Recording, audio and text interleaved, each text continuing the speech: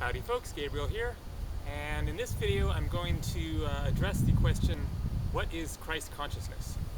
Now the first thing that I should say is that I think it's safe to say that nobody is particularly qualified to answer the question of what is Christ consciousness. That would be a very elusive concept. Even Jesus himself, of course, is rather elusive, and everyone has their own interpretation. Maybe Jesus didn't even exist. We, obviously don't know. It's based on very flimsy evidence, but I do believe that Jesus did exist, and whether he did or did not, there are teachings that he apparently gave that are extremely wise and worth looking into and trying to understand. But based on my reading of the Bible, I'm a religious studies major in college, and I'm not a traditional Christian by any stretch of the imagination. I'm not a fan of modern day Christianity, but I am a big fan of Jesus. Fan isn't really the right word, but you get the point. So I'll just give my own personal opinion on what I think Christ consciousness may be. Now, the first thing I'll say is what I believe it is not, or at least it isn't. It shouldn't be about focusing on these things. That it's not about turning water into wine. It's not about walking on water.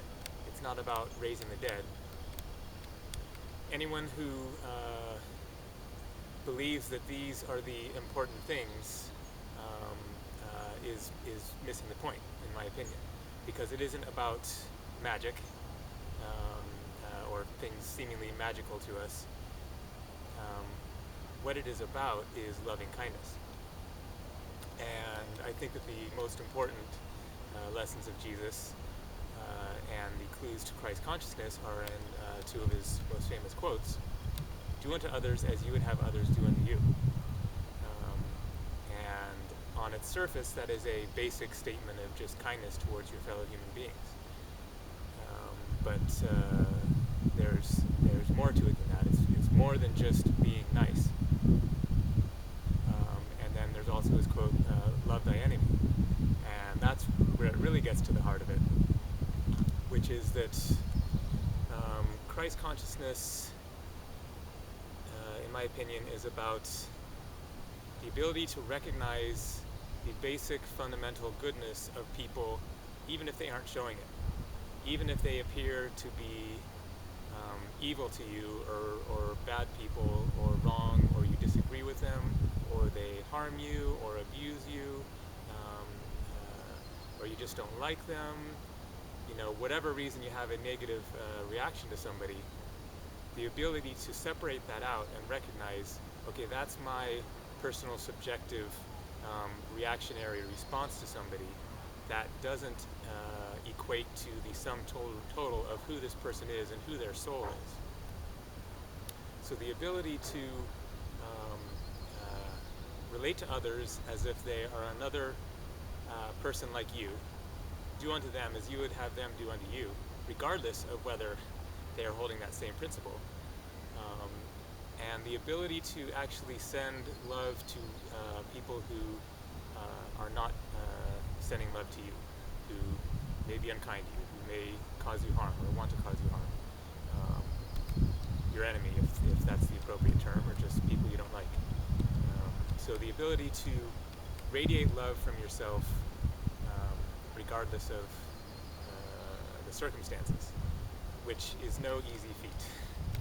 It's one thing to have positive thoughts and go around trying to adopt a generally positive attitude. It's another thing to really, genuinely, truly be there in a deeply loving place towards people who despise you. So getting to that place is a far cry beyond just positive affirmation. Now, there is another example of Christ consciousness, and it's a word we've all heard a lot of times before. Pardon me. Christ might not approve of my killing mosquitoes, but he tried to suck my blood. What can I say? So the word Namaste. It's a popular buzzword these days. Lots of Sikh people are saying hello and signing off with Namaste. Namaste is the word in India. It's an ancient Sanskrit word, but it's also used in the modern day language of Hindi and other languages around India, and it means hello and goodbye. But it means a whole lot more than that. So my mom sent me a birthday card. This is the birthday card that my mom sent me just a couple days ago. And on the back of the card, it has a definition of the word Namaste, so I'm going to read that. I honor the place in you in which the entire universe dwells.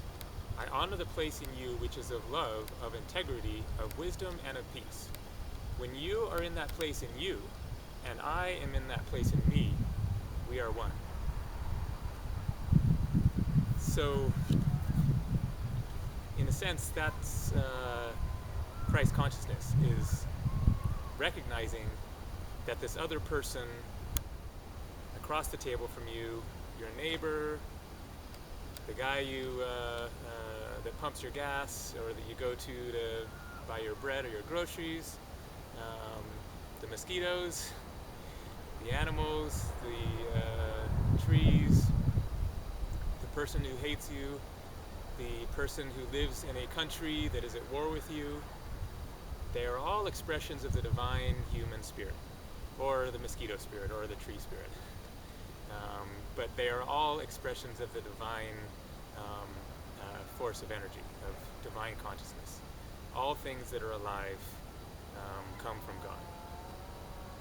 And recognizing that and relating to the world with that in mind, in my opinion, is at least the avenue towards Christ consciousness. The ability to be and radiate love in every moment, regardless of the circumstances. So, that's my take on the subject. Thanks for watching. Take care.